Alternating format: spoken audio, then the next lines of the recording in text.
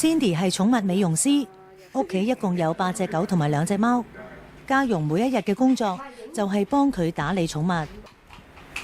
每日都係要餵狗啦，每日一餐啦，我啲狗食。咁有時幫佢梳下毛啊，咁啊2個禮拜沖1次涼啊。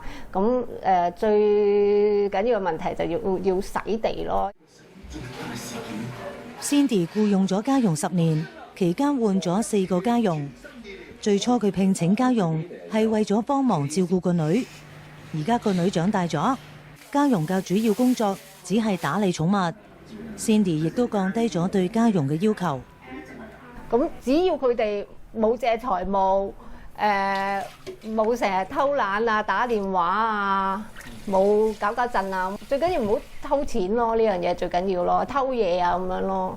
咁如果冇呢幾樣嘢咧，我諗啲僱主都可以即係大家相就下咯。現時佢呢個家傭 Rani 既唔識得中文，英文亦都只係識少少，而且亦都唔識得煮嘢食。不過 Cindy 話暫時都好滿意佢嘅表現。佢上一個家傭做咗4年，唔單止經常傾電話發短信，更加試過無故失蹤。點解我知呢？就係因為嗰日啱啱有人送嘢嚟，咁嗰人咧就打電話話你屋企冇人，話屋企冇人，哇冇可能啦，屋企應該有人，個工人喺度喎。咁最後我連呢林揸翻架車翻入嚟睇，真係唔喺度，唔知去咗邊。Cindy 自此喺屋企安裝咗閉路電視，最終嗰位家傭係向財務公司借錢而被解僱㗎。咁我哋僱主其實好多都會係忍得一時得一時，因為你炒個工人，你又要俾機票佢，又要賠佢1個月，加埋你之前即係你俾落嘅 agent 費都1萬蚊㗎啦。阿呢係咪啊 Cindy 反對外傭有居港權。以佢過往10年聘用外傭嘅經驗，佢認為政府應該修例，規定外傭每做滿4年或者係6年，就需要離開香港。係啊，因為其實而家佢哋本身留喺香港嘅時間越耐咧，好多工人都係越嚟越即係可能係熟悉到香港啲僱主即係嘅要求啊成啊，咁變咗佢哋有時咧佢會去即係越喺香港越做得耐咧，可能會係即係會越嚟越懶啊，有啲咁嘅情況咯。我會係再好多嘅6年，即係唔會再俾機會佢留低咯嚇。有學者亦都認同政府應該修改僱傭合約。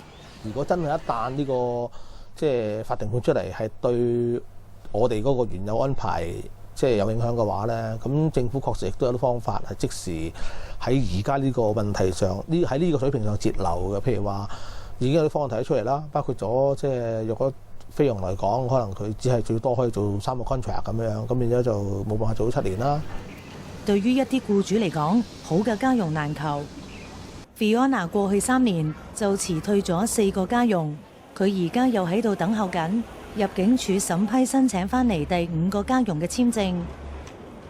Fiona 好希望揾到一個可以做得長啲嘅外傭，但佢嘅經驗就係好多時家傭刻意做一啲行為，令到僱主解僱佢哋，以攞到1個月薪金嘅代通知金。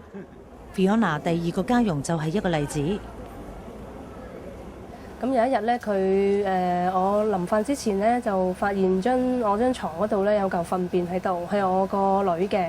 咁我就問佢點解會有嚿糞便啦，佢就話唔知。咁到之後第2日咧，佢就同我個女講話媽咪有冇話要炒咗我啊？我個女就話冇。咁嗰個姐姐咧就話你叫媽咪炒咗我啦，姐姐想返印尼結婚啊，咁樣咯。之後就俾咗1個月通知，呢個工人走咗啦。Fiona 之後聘請嘅第3同埋第4個家傭都有類似情況，甚至去勞工處告佢。結果第3個家傭同佢和解咗，但係第4個就唔願意和解，繼續向佢追討代通知金。雖然佢僱用外傭嘅經驗唔係咁好，但佢期望一旦揾到一個好嘅外傭，可以長期聘用，免得再有麻煩。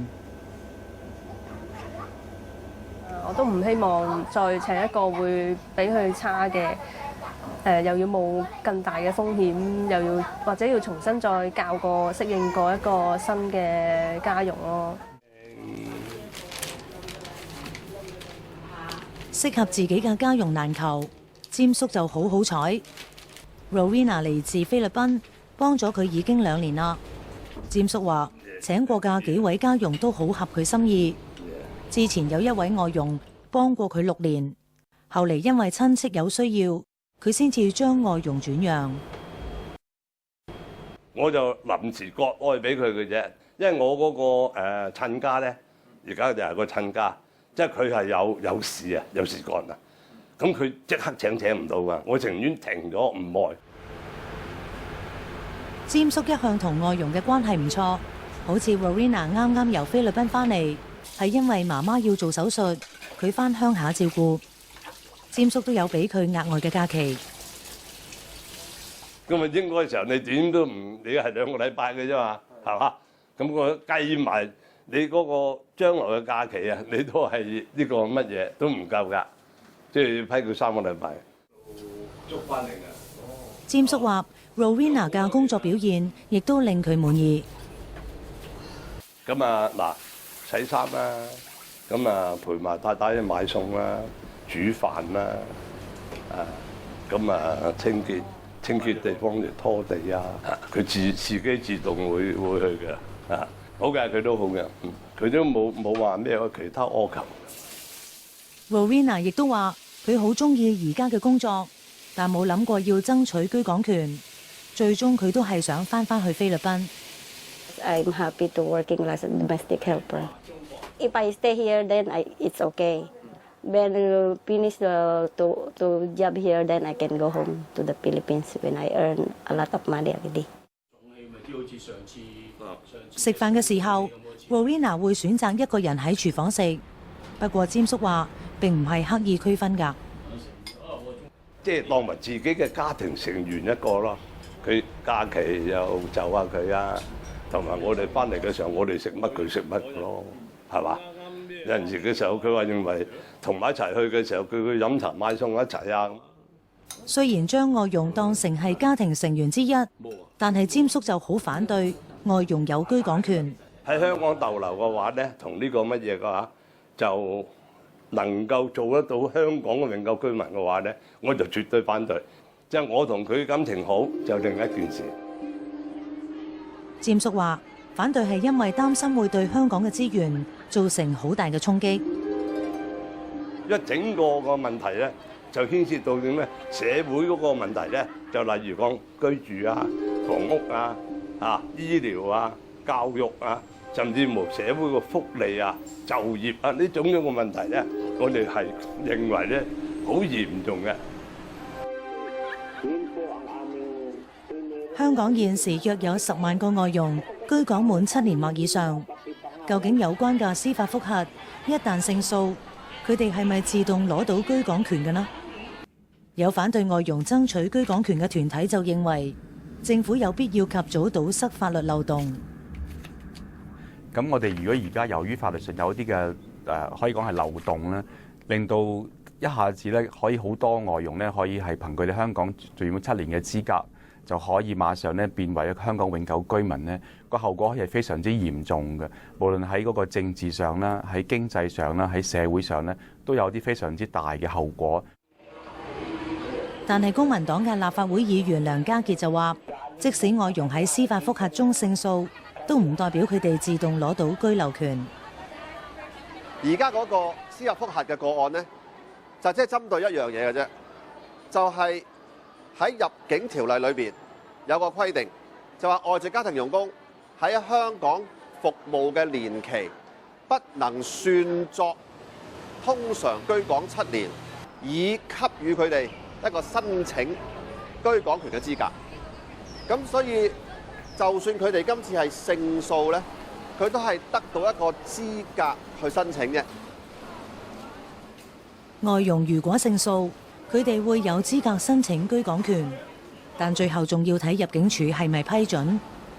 申請人需要提供幾方面嘅資料核實，包括佢係咪喺香港有慣常住所，佢家庭嘅主要成員係咪喺香港，佢係咪有合理嘅收入維持佢自己同屋企人嘅生活？